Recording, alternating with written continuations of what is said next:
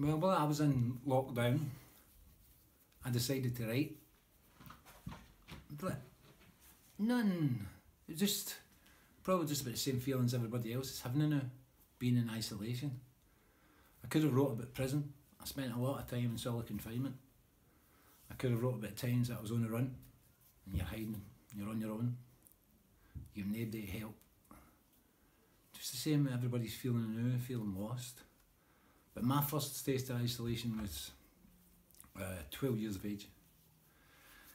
I can still remember it, I still remember the day. I remember we were all walking into the classroom, and I can hear the chairs now, the wooden chairs scraping along, and they're all having a crack and carrying on. We all sits down, and so we're all sitting, we're having a laugh, talking away in this, and the teacher says to me, just before he even sat, just about to sit down, the teacher said to me, "Macruden, you have to go to the office. Before we all start learning, you go along to the office." So I stood up again, I walked back out of class, and I walked along a corridor. So the corridors are quiet, you know, it's like the streets now, it's quiet. There's people about, but nobody's allowed to talk to you. So I'm walking along a corridor, and there's windows in the classrooms, and I'm walking along, and people are looking up and giving me eyes, and everybody knows where you're going. You're going to the Hedy's office. And when I'm going along that corridor, that's usually where I'm going. So he walks along this corridor, as I say, and it's empty, but there's people about, but nobody can talk to you. I walks along to the Hedy's office, a chap's on the door. "Is that you, Macruden?" "Aye." "Walk along to the sin bin, I'll be along in a minute." So I turned round, you walk away from the Hedy's office, and it's quite a sharp turn. You turn out, and then you turn back to your left, and there's a set of stairs, and there's 4 stairs, and then 4 stairs. And it goes into this room, a classroom. It doesn't get used.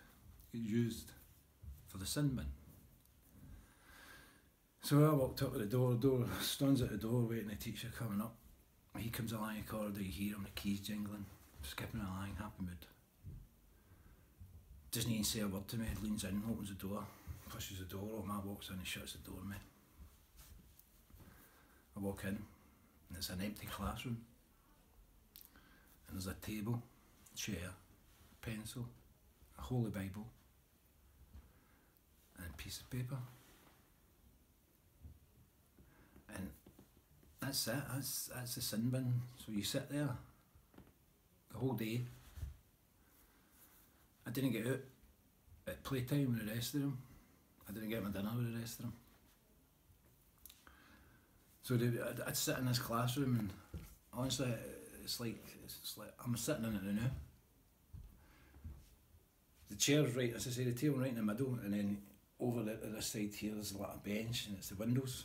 And you can see right along to the main office, the main door, and you can see by along towards the play parts, like the football parts, and you can hear people playing and carrying on. And on the wall there used to be the cloak, the big classroom cloaks you get on the wall. And it's just the black circle left, and the wire hanging out the wall. But that cloak ticked. I don't know if it was my imagination, I'd been in there on my own, hours on end, but that cloak ticked. But there was no cloak there, but it ticked. The classroom clocks tick, tick. All day long it ticked. So I'd sit in there all day, and that would be my schooling. So that my first, a whole week, I'd done that every day for a week. And I remember one of the days,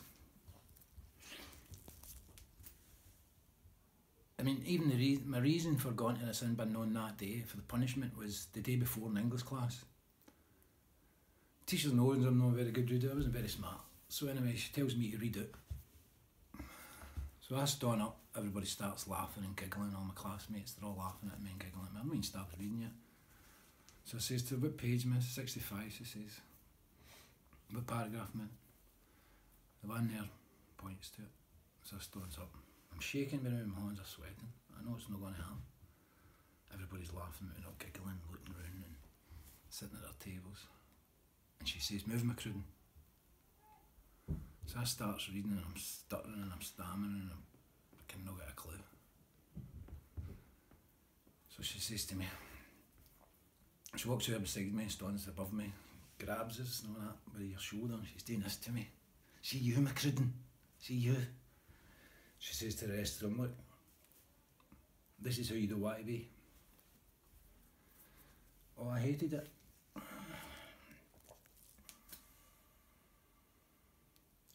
Aye, so she stood me up and she said to everybody else, stand up and read it. And the whole class stood up and read it, the words that I couldn't read it. So she made me just sit down. She sat at the back of the class. Sat at the back of the class and just sat there through the lesson. And then at the end of the lesson, she walked up to me and said to me, I'm fed up with you, McCrudden. I just said, fuck you. And I walked out. And she's shouting like, oh, this is not the end of this, this is not the end of this. So that was my reason for going to the sin bin, because I couldn't read.